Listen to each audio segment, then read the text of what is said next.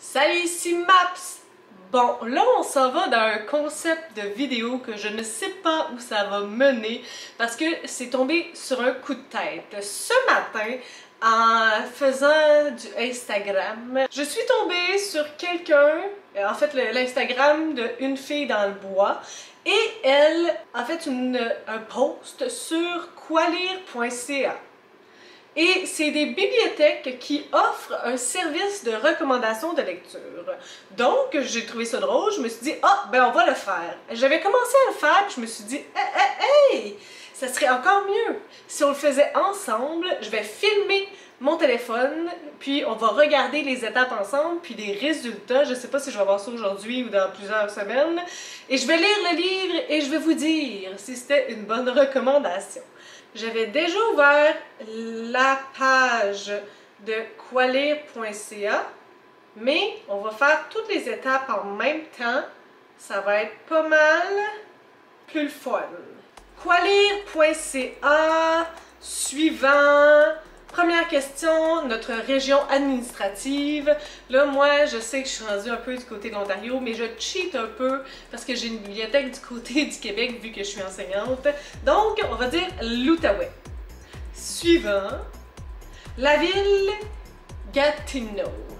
La bibliothèque où je vais, c'est une bibliothèque municipale. J'aimerais bien un livre pour adultes. C'est ça ma catégorie préférée. Une idée de ce que j'aime lire, de ce que je veux lire? Oui, j'ai une petite idée. De quoi avez-vous envie comme lecture? J'aime le genre contemporain. J'aime lire des romans québécois. J'aime les thématiques sensibles. J'aime des aspects fantastiques, du réalisme magique. Ça fait pas mal le tour. Je ne suis pas une grande adepte de romance en premier plan. C'est clair, tu sais, j'aime une romance dans un livre, mais pas que ça soit du genre romance. Est-ce qu'il y a autre chose que je devrais mentionner? Les romans linéaires sont mes préférés. Sont à prioriser.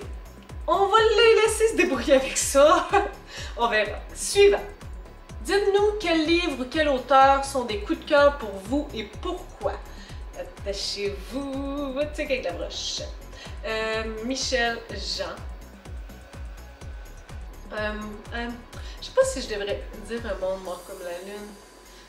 Je devrais dire Cocoon, c'est peut-être plus simple pour eux, mais c'est différent. Un monde mort comme la lune, où je devrais mettre Le vent parle encore. Je peux pas dire juste toute l'œuvre de Michel Jean. Un monde mort comme la lune pour le volet historique, l'action et la fin coup de poing. Je vais dire Déviance de Stéphanie Sylvain et Whitney Saint-Onge. B, pas juste moi qui ai des noms longs, des longs noms. Déviance pour les thématiques de l'environnement et la technologie dans un monde futuriste. Si ça va mal, comment dire ça? Noir. Je vais dire Geneviève Boucher avec Gem. Mais en fait, ça représente un roman de ce que j'aimais beaucoup de 10 ans, mais il est tellement bien fait pour des intrigues bien ficelées et des personnages incroyablement construits. Ça, c'est comme, tu sais, on parle de 2020, est-ce qu'il y a autre chose que je pourrais rajouter? Parce que je veux pas mettre des biographies, parce que je veux pas qu'ils me donnent des biographies. Qu'est-ce que je pourrais mettre d'autre? Ah ben, je pourrais mettre Sandra Dussault. Oser pour soi. Je pourrais dire des histoires touchantes et des personnages déconstruisent les préjugés. Puis je m'en vais dire peut-être La Bête de David Goudreau. Je l'ai pas tout à fait fini actuellement, mais ça semble pour le personnage. Comment ça s'appelle? Non fiable, les réflexions aigres et l'écriture particulière. On va dire ça. Je suis fatiguée. Ok! Y a-t-il quelque chose que vous n'aimez vraiment, mais vraiment pas dans un livre? J'aime vraiment, mais vraiment pas quoi? Les personnages niaiseuses. La chiclette, plus souvent qu'autrement. Les romances enemies to lover. Les romances entre demi-frères et sœurs. C'est bon, ça fait pas mal le tour. Y a-t-il autre chose que j'aime vraiment, mais vraiment pas? Les romans non chronologiques, en petits fragments. Suivant. Est-ce que la provenance du livre est importante pour vous? Oui, je veux un livre québécois. Non. Est-ce que je demande un livre québécois? Je demande un livre québécois. Je demande un livre québécois. Je demande un livre québécois. Mais j'aimerais ça le refaire, pas de livre québécois. Peut-être qu'après, je vais faire un bac. Ok, en tout cas. Suivant. Gros dilemme. Cherchez-vous un livre papier ou numérique? Papier. Dans quelle langue? En français. Quelle serait votre longueur de livre idéale? Ne me découragez pas, j'aime la lecture courte et rapide. Je préfère les livres ni trop longs ni trop courts. Je n'ai peur de rien. Je n'ai pas de préférence tant que le livre est bon. Mon Dieu, tout le monde m'écrit pendant que je fais ça. Arrêtez! Les suggestions de lecture sont envoyées à cette adresse. Ok. Là, je mets mon adresse courriel. Pourriez-vous nous fournir votre numéro d'abonné de la bibliothèque? Envoyez! Votre demande est envoyée. Notre équipe de spécialistes s'active à identifier votre prochain coup de cœur. Je vais recevoir 3 suggestions de livres bientôt. Ah ben là, je suis énervée. Oh mon Dieu, ben là, je peux pas venir au courant aujourd'hui, mais on va s'en reparler bientôt. Oh my god, je suis énervée. Bon, je suis genre en pyjama, ben comme semi-pyjama, j'avais froid, mais j'ai reçu le courriel de quoilire.ca. Donc, je voulais regarder ça avec vous. Je voulais pas faire ça toute seule. Mes réactions à vif, si j'ai lu des livres ou qu'est-ce que c'est ça. Donc, allons voir ça. Je suis vraiment énervée. Ok, bonjour. Nous sommes heureux de partager avec vous ces suggestions de lecture. Les crépuscules de la Yellowstone de Louis Hamelin. Je connais pas du tout ce livre-là. Oh, ça a l'air comme d'un livre historique. 2020, c'est un nouveau livre. Le portrait contrasté d'une légende de l'Amérique française et yankee, le naturaliste Jean-Jacques Audubon, un grand roman américain où la fascination pour les aventuriers du passé côtoie le désenchantement devant les grandes surfaces commerciales. Louis Hamelin, en pleine possession de ses moyens, qui s'interroge sur sa vie d'homme et d'écrivain. Vite de même, aventurier, naturaliste, coureur des bois, c'est pas ma palette, mais en même temps, je sais pas, j'ai rien qui me réfère à ça, là. Je suis un peu surprise. Ok. Deuxième, Le Nord retrouvé de François Lévesque. 2019, c'est un roman encore une fois récent. Il n'y a pas de résumé. Ah oui, ici? Non, il n'y en a pas de résumé pour ce livre-là. Écrivain, adolescent indien d'Amérique, adolescent homosexuel, père et fils, retour au foyer, ville minière, Abitibi. Je suis un peu surprise, on a 2 thématiques similaires dans les premiers 2 livres, qui est pas, je pense, ce avec quoi je suis plus à l'aise. Le Grand Cahier de Jérôme par Odette Mainville. Oh, oups, j'ai réouvert. À Maria, en Gaspésie, les parents de Jérôme nourrissent de grands projets pour ce fils aîné, doué, rangé et sérieux. Il rêve surtout de le voir poursuivre ses études et un jour devenir prêtre. Le jeune garçon, aparté, c'est encore un livre de 2020. Le jeune garçon avancera confiant sur cette voie toute tracée, franchissant une à une les étapes qui le mèneront vers l'ultime objectif. Ordonné prêtre au terme de ses études au Grand Séminaire de Montréal, Jérôme reviendra exercer son ministère dans sa Gaspésie natale pour la plus grande fierté de ses parents et de tout son village également. Avec la fougue de sa jeunesse et l'ardeur de sa foi, Jérôme s'investira pleinement dans les fonctions qui lui seront attribuées en paroisse. Mais le chemin pour atteindre ses ambitions sera plus sinueux que prévu. Jérôme se heurtera à de cuisants échecs et de douloureuses humiliations. Il se verra alors contraint de réorienter sa vocation, ce qui l'entraînera sur des sentiers imprévus, lesquels occasionneront de tumultueux bouleversements. Intrigues, confidences et même liaisons amoureuses, Jérôme les confie à son grand cahier. Chaque page tournée ouvrira alors sur de nouvelles avenues et suscitera de nouvelles prises de conscience. Je suis comme un peu... je sais pas. J'ai pas l'impression que les 3 premiers livres, ça me représente. Je pourrais être surprise, c'est pas ça la question. Mais à première vue, aux premiers abords, l'heure de vérité de Linda Spalding. Lui non plus, il a pas l'air d'avoir de résumé.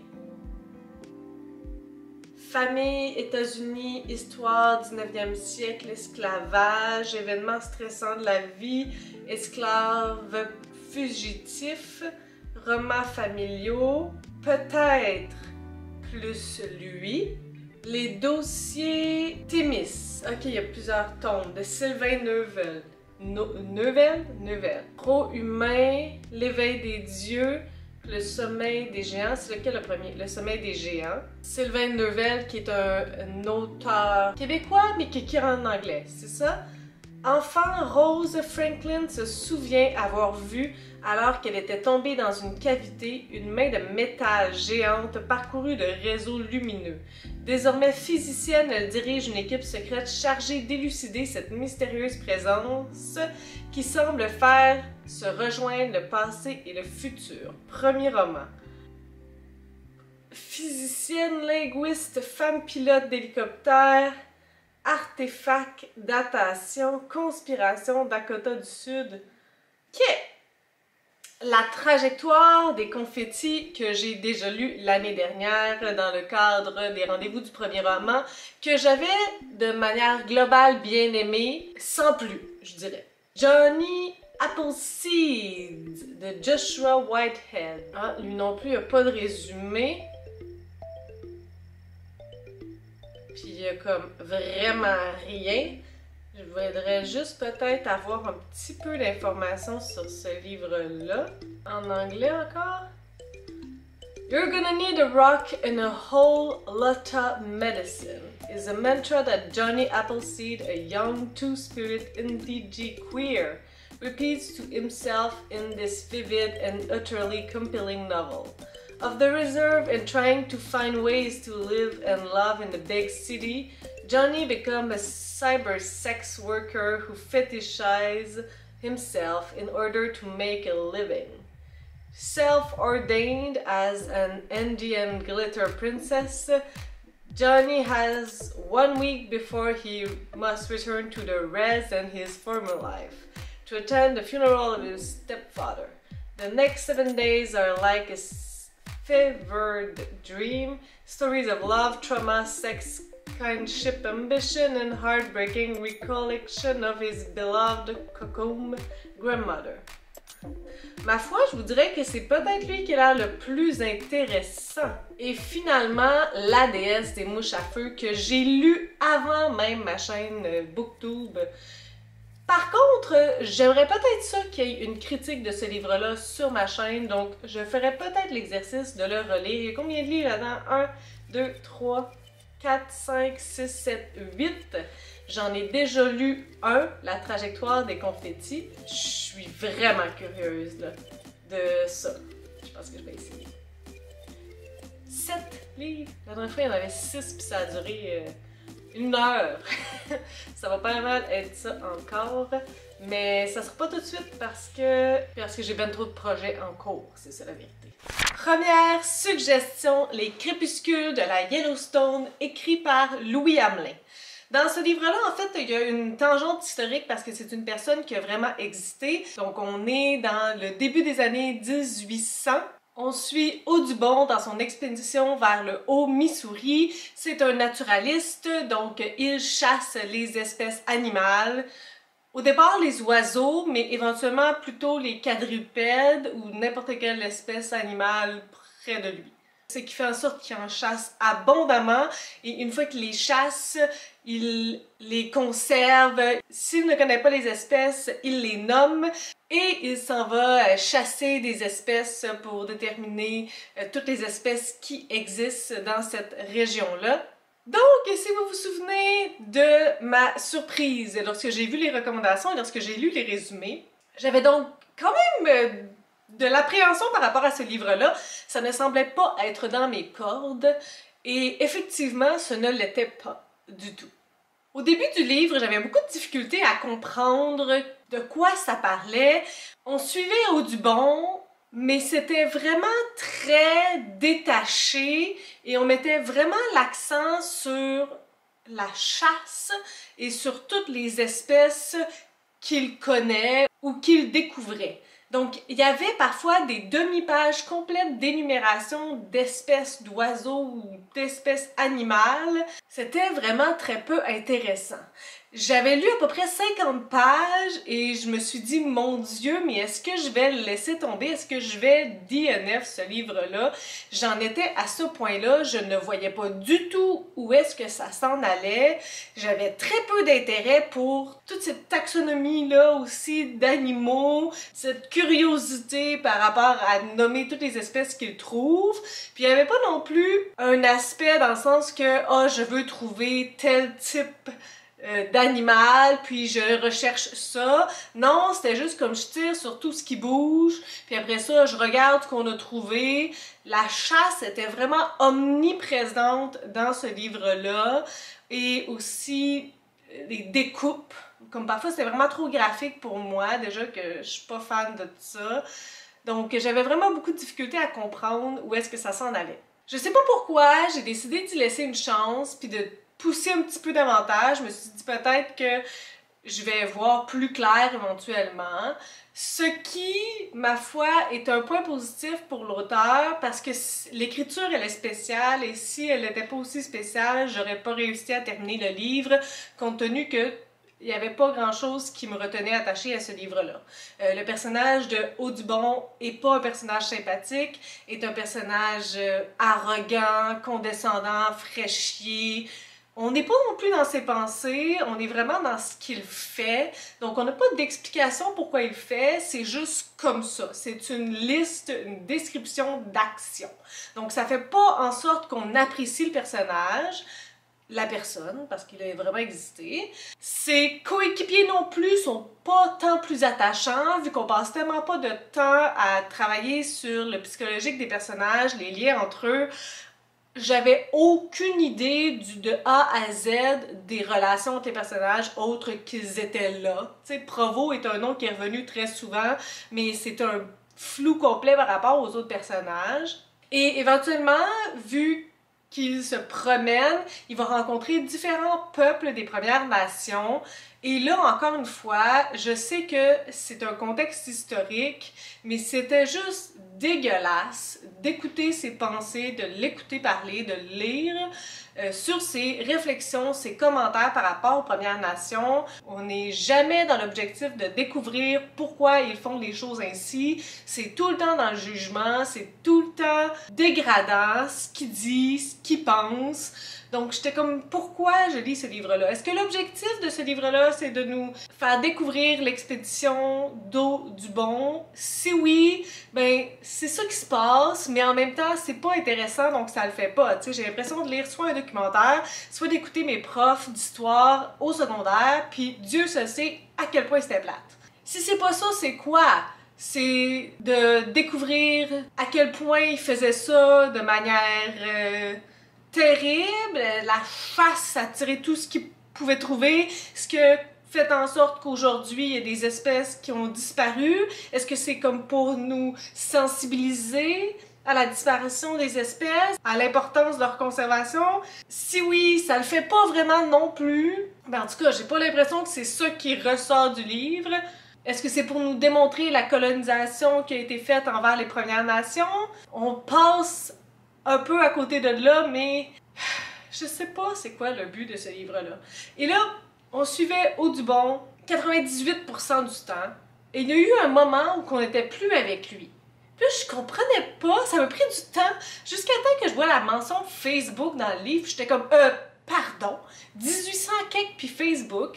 Je me suis rendu compte qu'on avait comme une deuxième perspective qui est celle de l'auteur, de celui qui est en train d'écrire le livre.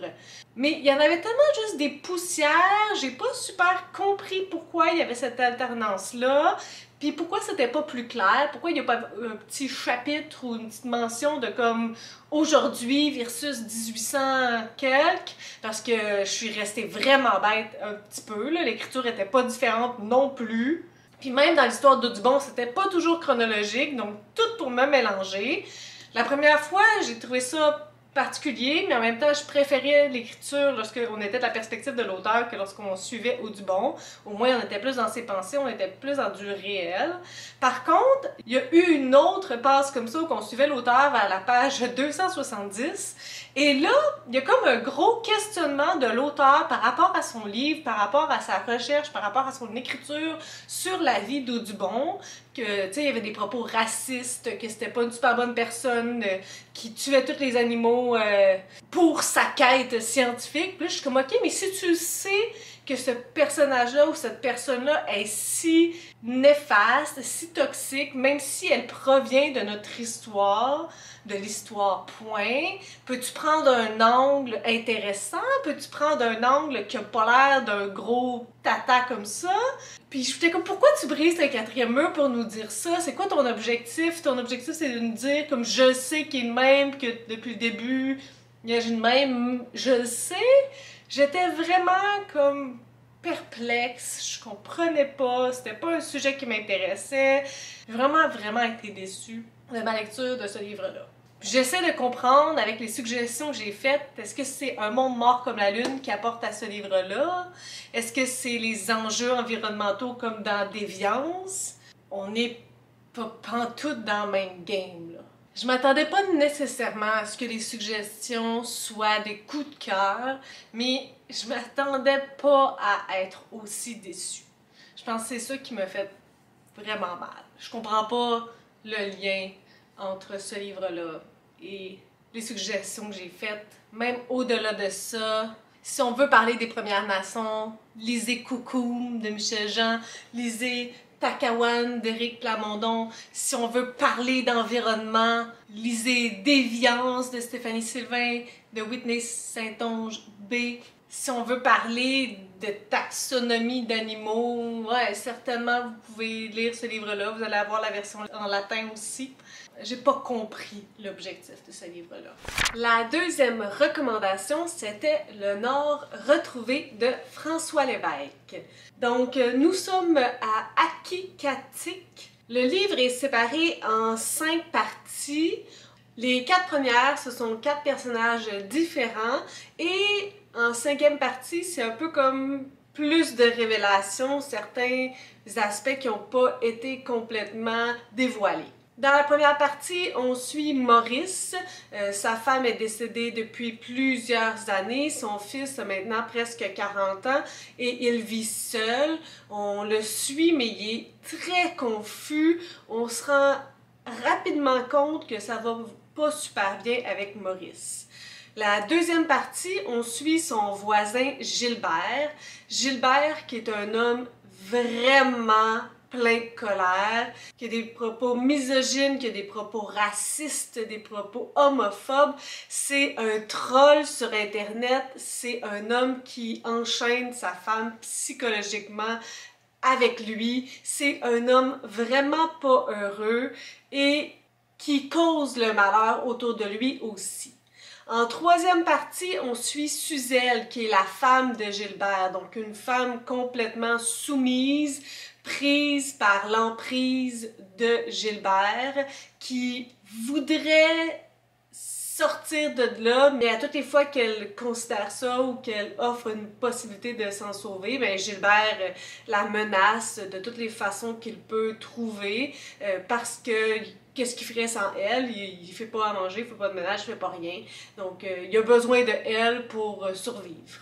En quatrième partie, on va suivre Jonathan, qui est le fils de Maurice.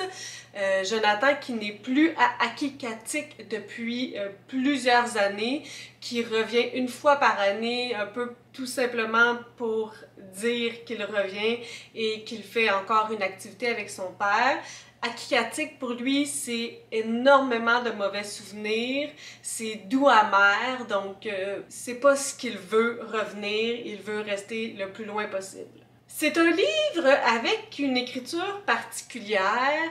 Vu qu'on commence avec Gilbert puis qu'il est confus, je dois avouer que ça n'a pas été...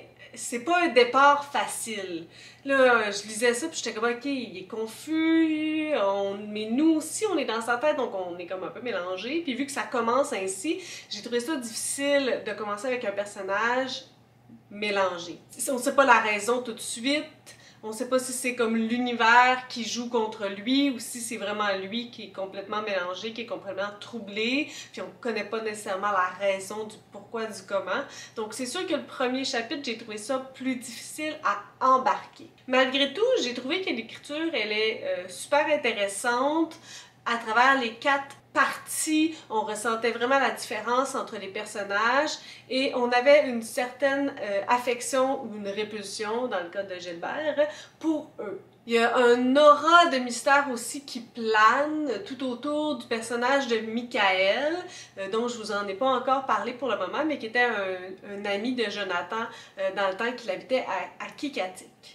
Donc, on se rend compte que comme Michael a une grande place dans la vie de toutes ces personnes-là, et on va un peu découvrir pourquoi au fur et à mesure que les chapitres vont avancer. C'est une histoire que j'aimerais dire atmosphérique. Ça m'a un peu fait penser au livre Tempête de André A. Michaud. Mais en même temps, j'ai pas l'impression que c'est atmosphérique parce que lorsqu'on dit ça, on a comme l'impression d'être à un endroit comme autour est très très fort, puis c'est pas ça que j'ai ressenti dans le livre. En fait, je pense que ma problématique, c'est que j'ai pas assez ressenti de choses. J'aurais aimé me sentir plus impliquée, puis ça l'a pas fait. J'aurais aimé être plus en colère, être plus curieuse, me sentir plus tout croche, parce que j'ai l'impression que c'est ça ce que le livre veut, mais ça l'a pas tout à fait réussi. C'est pour ça que je suis comme sortie un peu mitigée de ce livre-là. J'ai pas de commentaires négatifs nécessairement à dire à propos de ce livre-là, mais c'était pas non plus wow. C'est resté comme très neutre.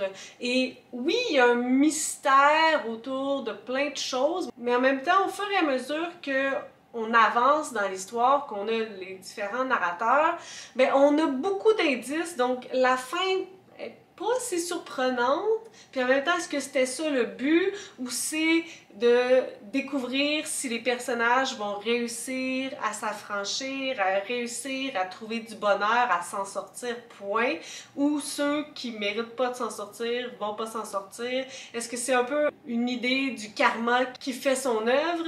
C'est là que j'étais pas vraiment sûre. Donc pour moi, ça a comme été un livre qui reste dans une zone indifférente. J'aurais aimé me sentir plus impliquée, je pense que ça aurait eu plus d'impact.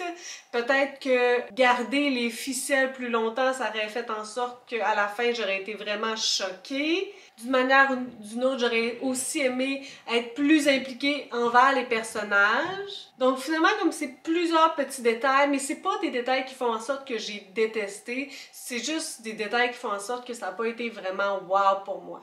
Je sais qu'il y a comme, on appelle ça une trilogie, mais c'est pas vraiment une trilogie parce que il n'y a pas un ordre pour lire les livres, mais il y a comme 3 livres qui sont dans le même univers que ce livre-là, comme des thématiques similaires de ce qu'on m'a dit. Donc si ça vous intéresse, je vous mets les titres en barre d'informations parce que je les ai pas relevés comme ça. Puis les 3 sont de François Lévesque, mais ça se passe, je pense, avec des thématiques similaires. Il y avait des thématiques abordées très difficiles malgré tout dans ce livre-là. On parle de pédophilie, on a aussi beaucoup de rejets, de souffrances antérieures, d'enfance difficile. C'est un livre quand même assez noir, pesant, autant dans l'atmosphère, parce qu'à Kikatik, ça va comme pas super bien, c'est pas super joyeux, il y a personne qui est bien d'être là. Donc c'est quand même un livre qui peut être pesant, puis qui a quand même une couple de petits avertissements là, avant d'entrer dans ce livre-là. Donc au moins c'est un bilan un petit peu plus positif que ma première lecture. Changement de programme dû à des circonstances qui n'ont rien à voir avec cette vidéo, mais en fait qui avaient rien à voir avec cette vidéo, mais maintenant qui ont à voir avec cette vidéo, puisqu'il y a un des deux auteurs de cette vidéo-ci qui est un auteur invité du Salon du Livre 2021 et donc je n'avais pas fait de critique encore pour cet auteur-là. Elle était ici dans cette vidéo, mais je n'ai pas terminé de lire les 8 livres pour cette vidéo, alors que si vous vous souvenez, là, dans la lettre, c'était marqué 3 suggestions. Donc, j'ai décidé de couper cette vidéo-là en 2 segments. Vous avez vu le premier segment et le deuxième s'en vient sous peu. Il me reste quelques livres à lire, mais vous allez voir ça dans une vidéo probablement au mois de mars. Très fortement au mois de mars. Donc c'est ainsi que se termine la première partie de la vidéo. Je lis les recommandations de quoi lire. Vous pouvez faire vos prédictions en lien avec les autres livres. Est-ce que je vais les aimer? Oui ou non? C'est la grande question. Est-ce que je vais les aimer plus que les 2 premiers livres? Ah, j'espère bien. Sur ce, si vous avez des commentaires, des suggestions, des critiques, n'hésitez pas à le faire en dessous de ma vidéo. Je publie des vidéos assez fréquemment dans une semaine. Si vous avez aimé cette vidéo, n'hésitez pas à mettre un petit pouce et à vous inscrire à ma chaîne. Sur ce, je vous souhaite de bonnes lectures et on se revoit à la deuxième partie.